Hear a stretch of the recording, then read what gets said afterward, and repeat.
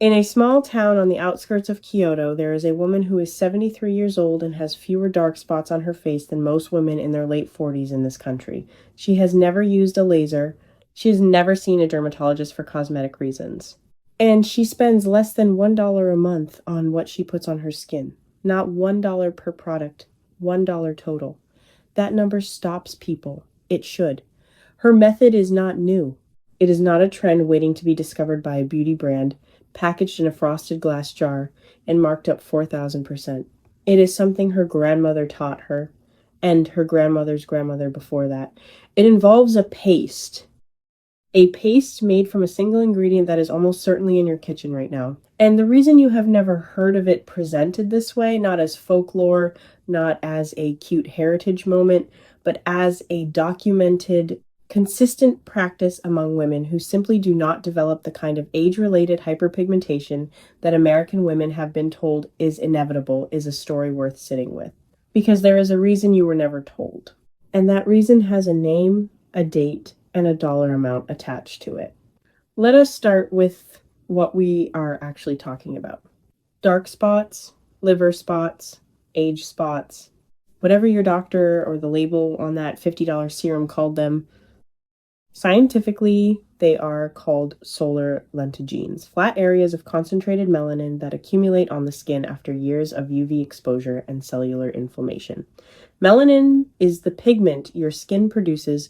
The more your skin is stressed by sun, by internal inflammation, by oxidative damage, the more unevenly it distributes that pigment. By the time a woman is 60, 65, 70, the hands, the cheeks, the temples, the forearms tell the whole story of that accumulation. Here is what mainstream dermatology tells you. Chemical exfoliants, retinoids, hydroquinone, laser resurfacing. Some of these work to a degree. Some of them cause new inflammation in the process of treating old inflammation. And all of them cost money, require prescriptions, carry side effects, and need to be repeated indefinitely because they are managing a symptom rather than interrupting the process that creates it. The women I am describing are interrupting the process. That is the distinction. The practices I am describing come from the daily lives of women in Okinawa Prefecture, the traditional districts of Kyoto, and the rural communities of Nagano, places where these methods have never been replaced by anything modern because nothing modern has proven worth the trade. The ingredient is rice bran, nuka in Japanese. The thin outer layer of the rice grain that is removed during milling, the part that in this country gets discarded, processed into animal feed, or pressed into a cooking oil that ends up on a shelf with a sticker that says beauty oil at $22 for 2 ounces.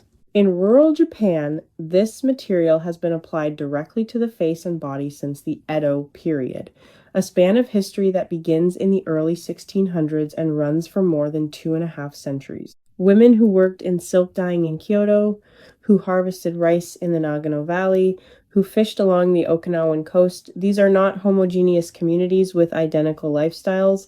They are separated by climate, diet, and occupation. What they shared was nuka, and what researchers looking at their skin over time kept noticing was an unusually low rate of visible hyperpigmentation in older women and an unusual evenness of skin tone that persisted well past the age where American women were told to simply accept the spots. The active components in rice bran that bear directly on pigmentation are several, and they work on different parts of the same problem. Ferulic acid is a phenolic compound, meaning it is part of the plant's own antioxidant defense structure that both absorbs UV radiation and neutralizes the free radicals that UV exposure generates inside skin cells. Free radical damage is one of the primary triggers for the overproduction of melanin. When ferulic acid interrupts that signal, you are not bleaching a spot that already exists, you are reducing the cellular stress that would have created the next one. Ferulic acid in isolated, synthetic form is now an ingredient in some of the most expensive serums sold in the United States. In Nuka, it is present alongside a full matrix of co-occurring compounds that appear to stabilize and enhance its activity. Extracting one molecule and selling it back to you is not the same as using the source. Phytic acid is another compound in rice bran. It is a naturally occurring chelator, meaning it binds to metal ions, particularly the copper and iron, that certain skin enzymes require to produce melanin. Without those metal ions available, the enzyme tyrosinase, the primary driver of melanin synthesis, loses some of its activity. The result, over consistent use, is a gradual reduction in new pigment formation. This is the same general mechanism that prescription strength brightening agents are designed to exploit at a fraction of the biological complexity and none of the chemical risk. Gamma oryzanol is a compound found almost exclusively in rice bran.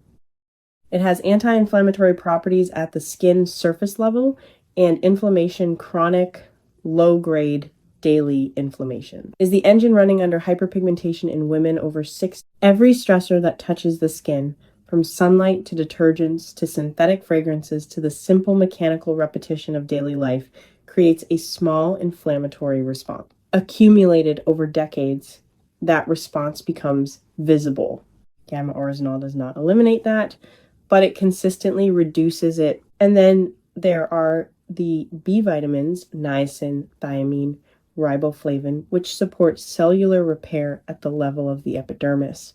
The outermost layer of skin, you can actually influence topic. All of this in a material that costs at a Japanese grocery store or a Korean market in any major American city, somewhere between $1 and $3 per pound. A month's worth of daily use costs less than a cup of coffee, not a specialty coffee. A regular cup. Here is the number that changes everything. In a study published in the Journal of Investigative Dermatology, participants using a topical application with gamma oryzanol as the primary active compound showed a statistically significant reduction in melanin index scores over 12 weeks compared to placebo. The researchers were not testing NUCA specifically, they were testing an extracted fraction. But the fraction they chose came from rice bran, and it performed. That study is in the literature. You can look it up. What you will notice is that it did not become a news story. It did not get picked up by the beauty trade press. It was published, and it sat there. Why? That is where the timeline becomes important. The organization called the Cosmetic Ingredient Review, the body responsible for evaluating the safety of ingredients used in personal care products sold in the United States, has operated since 1976.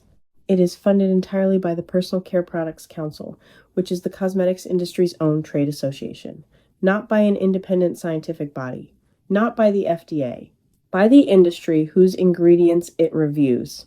As of recent years, the panel has reviewed more than 4,000 cosmetic ingredients. It has no enforcement power. It can recommend that an ingredient not be used. Companies are not required to follow that recommendation. The FDA did not substantially update its framework for regulating cosmetics between 1938 and 2022, 84 years during which the global cosmetics market grew from a regional industry into one generating hundreds of billions of dollars annually, and during which the regulatory architecture stayed essentially unchanged. What does that mean for you practically? It means that when a product is marketed to you as proven to reduce dark spots, the word proven in that context carries no legal weight that would hold up under serious scrutiny. The standard that ingredient had to meet to appear in that jar was a standard set, reviewed, and enforced by the same industry selling it to you. Not one external auditor in that chain. Not one. Meanwhile, a material with genuine biochemical activity that has been continuously used by women in some of the most studied longevity populations on Earth does not generate recurring subscription revenue. It does not require a delivery system, a proprietary stabilizer, or a patent. A company cannot own NUCA. And because a company cannot own it, no company has a financial incentive to run the clinical trials at the scale that would make it a story on the evening news. That is not a conspiracy. It is arithmetic. There is a woman I want you to know about without her name, because she did not ask to be part of this. She is 68 years old. She lives in Naha, which is the main city of Okinawa Prefecture. She worked for 30 years as a seamstress, which means her hands and her face have been exposed to the full challenge of Okinawa's subtropical sun. She has 3 grown children. She has been using a paste of nuka mixed with a small amount of water applied to her face for roughly 10 minutes in the evening, then rinsed for more than 40 years. She learned it from her mother, who learned it the same way. Her monthly spend on the practice is, by her own account, essentially nothing. When asked what she would say to a woman who had spent 20 years buying products that did not work, she said this: "She already knows they didn't work. She doesn't need to be told again. She needs to be shown something else." That statement has stayed with me. The preparation itself is simple to the point of requiring almost no description. Raw rice bran, not rice flour, not the processed oil. The bran itself is mixed with just enough water to form a soft paste, applied to cleanse skin, left for a short time, then rinsed. The abrasive texture provides gentle physical exfoliation, which increases the surface contact of the active compounds. Some women add a small amount of plain water to thin it. Some use it dry in a cloth pouch and press it against the skin without rubbing. There is regional variation. There is personal adaptation over time, but the foundation does not change. It is worth noting that this convergence reaching for the bioactive potential of rice bran for skin is not exclusively Japanese. Korean women in traditional communities along the southern coastal regions use similar practices. Ayurvedic medicine documented the use of whole grain preparations for skin clarity for centuries before Japan's Edo period. In ancient Egypt, cereal grain pastes appear in documented cosmetic preparations. In Persia, fermented grain preparations were used for both skin and hair health. These are not the same practice. They are independent civilizations, separated by thousands of miles and thousands of years, arriving at the same general conclusion through observation. Japanese women did not invent this. They simply never stopped using it. That distinction, preserved, not invented, is the one that matters most when you are deciding whether to trust something. What a skincare company did with that convergence was to extract one compound, run it through a synthetic process or an isolation process, price it at the extraction premium, and sell it back as innovation. The innovation was always in the source. It was always in the whole material. And it was never lost. It was just not monetizable in its original form. So it was never presented to you that way. If you have been using brightening serums, vitamin C formulas, or prescription grade agents for dark spots and you have seen partial results, you are not imagining things. Some of those ingredients have real activity. What you may not have been told is that the biochemical environment, those ingredients work in the presence of cofactors, the natural stabilization. The anti-inflammatory matrix surrounding them is not something a synthetic single molecule product can replicate. A violin string alone makes a sound. It does not make the same sound it makes inside an instrument built around it. The instrument, in this case, is what has been sitting in your pantry.